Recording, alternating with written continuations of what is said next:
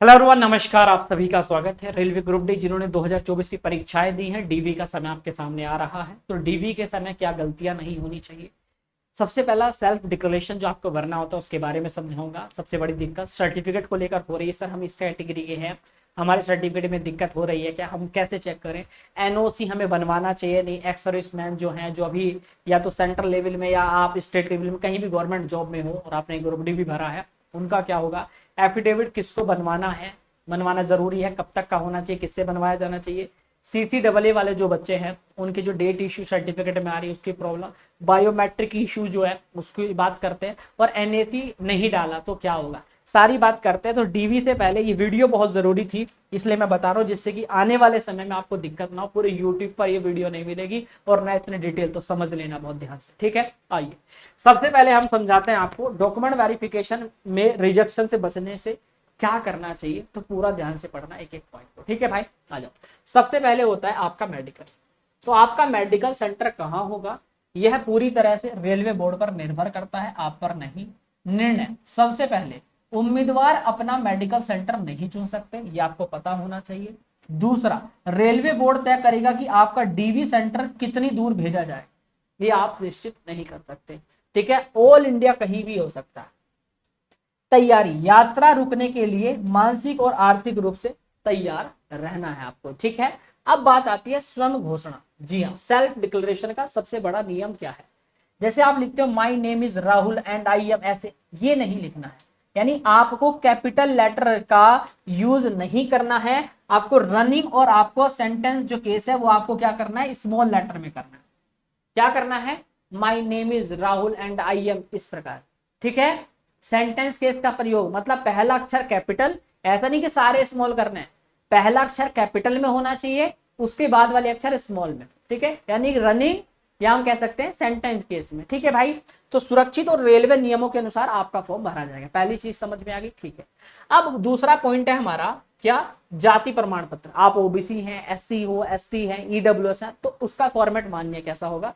देखो ऑनलाइन या state format की मैं बात करूं तो हाई रिस्क, ठीक है, कि कुछ जोन इसे बिल्कुल स्वीकार नहीं करते हैं। तो ऑनलाइन या स्टेट जो फॉर्म होते हैं वो आपके नहीं मान्य होते। इसीलिए भाई रेलवे के आधिकारिक, रेलवे ने अपना खुद का एक फॉर्मेट जारी किया है, आपने देखा भी होगा। तो उसके हिसाब से आपको क्या करना है, अपना सर्टिफिकेट बनवाना है, जो कि 0 रिस्क होगा और 100% अनिवार्य और सुरक्षित भी रहने वाला है। तीसरी चीज, अपने प्रमाण पत्र को एसडीओ यानी कि सब डिविजनल जो ऑफिसर या अपने सक्षम अधिकारी से रेलवे फॉर्मेट में ही बनवाना है। यदि डीवी के समय सही फॉर्मेट नहीं है तो तुरंत बाहर नहीं करेंगे। ऐसा नहीं कि आप सोचो कि सर मुझे बाहर कर दें, ऐसी कोई दिक्कत नहीं है। बस क्या होगा, विभाग आपको एक मेमो देगा और समय भी देगा, लेकिन आपको क्या करना है, मेडिकल और मेमो पाने के लिए अंततः रेलवे जो फॉर्मेट होता है उसको जमा करना ही होगा, तभी आपको अप्रूवल मिलेगा उसका। अब बात करते हैं no objection certificate, NOC certificate की बात करते हैं। एनओसी सर्टिफिकेट किसको योग्य होगा, किसको लगवाना है, किसको नहीं। जैसे आप लोग कह रहे हो सर हमें भी बनवाना पड़ेगा क्या, नहीं, मैं समझा देता हूँ किसको बनवाना होता है। अगर आप एक्स सर्विसमैन हो, सेंट्रल गवर्नमेंट में हो कोई कर्मचारी, या स्टेट गवर्नमेंट में कर्मचारी हो, तो आपको अपने वर्तमान विभाग से इस्तीफा यानी रिजाइन देकर एनओसी लानी होगी, और उसके बिना मेडिकल का मेमो नहीं मिलेगा, इस बात का ध्यान रखें, ठीक है भाई। बात करें कोई प्राइवेट कंपनी में, चाहे आप 10 साल से 20 साल से काम कर रहे हो, कितना भी अनुभव हो, आपका बिना एनओसी के आप ज्वाइनिंग ले सकते हो, ठीक है, और अपनी जॉब भी वहां से छोड़ सकते हो। रेलवे को प्राइवेट जॉब से कोई भी आपत्ति नहीं होती है, ये मैं आपको पहले ही बता देता हूं। अब तीसरा पॉइंट हो गया, चौथा, फॉर्म और डॉक्यूमेंट्स में गलती का अंतिम समाधान क्या है सर। यानी आपने फॉर्म में कोई गलती कर दी, डॉक्यूमेंट्स में कोई दिक्कत है, तो यदि यदि आपने सुधार की पूरी कोशिश कर ली है और समाधान नहीं हुआ तो घबराना अब भी नहीं है। क्यों, क्योंकि डॉक्यूमेंट्स विद एरर, अगर डॉक्यूमेंट्स में कोई एरर आ रहा है तो लीगल आपको एफिडेविट बनवाना है, ठीक है। आप अपने थाने में चले जाएं या तहसील में चले जाएं, वहां पर 50 रुपए का स्टाम्प का आपको क्या बनाना है, आपको एफिडेविट बनवा लेना है, मतलब शपथ पत्र बनवा लेना है।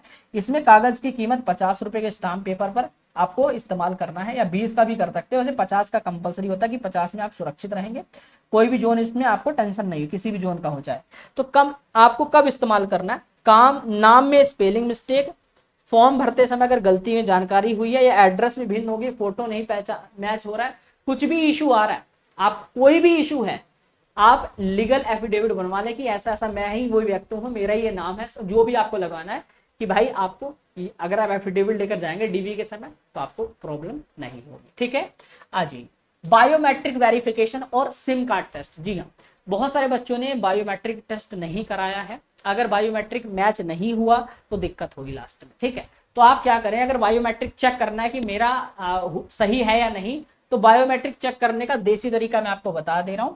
यदि आधार केंद्र जाना मुश्किल है और इतनी जल्दी, ठीक है, आपका बायोमेट्रिक नहीं भी हो रहा है, तो या तो आप अपने घर के आसपास कोई सेंटर हो, ठीक है, आधार कोई भी कैफे जिसको जहां पर आप फॉर्म वगैरह भराते हैं, वो भी आपका कर देंगे बायोमेट्रिक। पर अगर आप नहीं कर पा रहे हैं तो सबसे बढ़िया एक नया सिम कार्ड लेना और खरीदने की प्रक्रिया शुरू कर देना।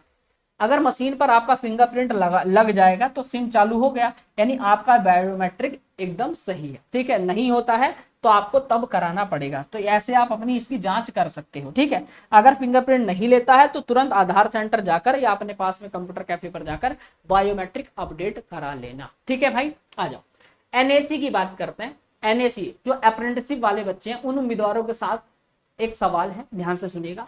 फॉर्म भरने में उनकी चूक हो गई है, पहले पेज पर एनएसी जो डिटेल्स डाली है, लेकिन उन्होंने क्या करा है, आपका इसमें एसेंशियल जो क्वालिफिकेशन वाले जो अगले पेज पर सिर्फ 10th और आईटीआई ही डाल दिया। तो समाधान क्या है सर इनका, सुरक्षित पहले पेज की डिटेल्स के आधार पर आपको एनएसी का पूरा जो फायदा मिलेगा, इसका कोई टेंशन नहीं है, किसी एफिडेविट की जरूरत आपको नहीं है। ठीक है भैया, दूसरी बात, यानी कि अगर आप एनएसी वाले थे पर आपने क्या किया, वहां पर 10th और आईटीआई डाल दिया है, तो समाधान इसका भी है कि आप सुरक्षित हैं। पहले पेज की डिटेल्स के आधार पर आपको जो डीवी के समय पे आप अपना क्या एनएसी सर्टिफिकेट दिखाएंगे तो उसके हिसाब से आपको अप्रूवल दे दिया जाएगा। ठीक है भाई, बात क्लियर होगी तो आपको दिक्कत नहीं आएगी।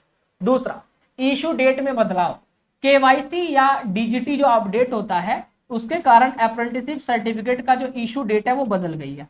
तो इसका समाधान बता देता हूं, पुराना प्लस नया जो डीवी के समय पर अपना पुराना और नया दोनों सर्टिफिकेट साथ लेकर चले जाना कि सर वो गलती से ऐसा हो गया था, उस टाइम केवाईसी करा रहे थे तो केवाईसी होने के बाद डेट चेंज हो गई है सर, अब ये वाली हो रही है, तो आपको क्या करना है, पुराना नया दोनों दिखा दोगे तो आपको अप्रूवल मिल जाएगा, आपको बाहर नहीं करेंगे। ठीक है भैया, चलो तो मैंने आपको जितने भी आपके माइंड में मिस्टेक मुझे लगते थे, मैंने वो सारे पॉइंट क्लियर कर दिए एक वीडियो में। बाकी आपको क्या लगता है, कोई और प्रॉब्लम, कोई और परेशानी जिसका मैं जवाब आपको दे सकता हूं, कमेंट करके जरूर बताइए। मतलब वीडियो शानदार लगी होगी, एक बार फिर से इसको रिपीट कर देता हूं। सेल्फ डिक्लेरेशन जो होगा रनिंग केस में लिखना है, पहला अक्षर कैपिटल और फिर स्मॉल। ठीक है, पूरा कैपिटल में नहीं लिखना है और ना ही पूरा स्मॉल लेटर में। जाति प्रमाण पत्र OBC SC ST EWS railway format में होना चाहिए, एसडीओ द्वारा प्रमाणित होना चाहिए। और याद रखिएगा जो क्या बोलते हैं एससी एसटी वाले बच्चे होते हैं, इनका चाहे कास्ट मतलब स्टेट का हो चाहे सेंट्रल, दोनों चल जाता है। ओबीसी वालों का जो होगा वो आपका सेंट्रल का ही लागू होगा। ठीक है, आ जाओ शपथ पत्र एफिडेविट की बात करें, 50 रुपए के स्टाम्प पर तैयार है। किसी भी सुधार हो सकने वाली गलती के लिए तो उसको सुधार करवा लेना। बायोमेट्रिक नहीं है तो अपडेट करा लेना। एनएसी सर्टिफिकेट पुराना और नया दोनों लगा लेना अगर उसमें दिक्कत हुई हो तो अगर लागू होगा। धैर्य रखें, आपकी आत्मविश्वास के साथ आपका डीवी में जाएं। फिर रेलवे विभाग में आपकी छोटी मोटी गलतियों के समय मेमो देता है, ऐसा नहीं कि आपको तुरंत बाहर कर देता है, इसलिए बिना वजह घबराना मत बिल्कुल भी मेरे भाई। और ऐसी सटीक लाइव वीडियो को देखने के लिए चैनल को सब्सक्राइब कर लेना।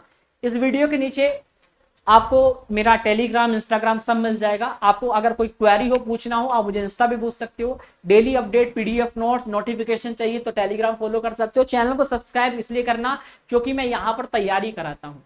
तो आने वाले रेलवे की सभी तैयारी सुबह 12 बजे मैं कराता हूँ टेक्नीशियन, रात को कराता हूँ ग्रुप डी की तैयारी। तो भाई चैनल को सब्सक्राइब कर लो क्योंकि मैं फ्री कंटेंट देता हूँ। और अपने भाई का साथ देना मेरे भाई, क्योंकि मैं एक एक सेट आपका डिस्कस करता हूँ रेगुलर बेसिस पे। तो आज के लिए इतना ही रखें।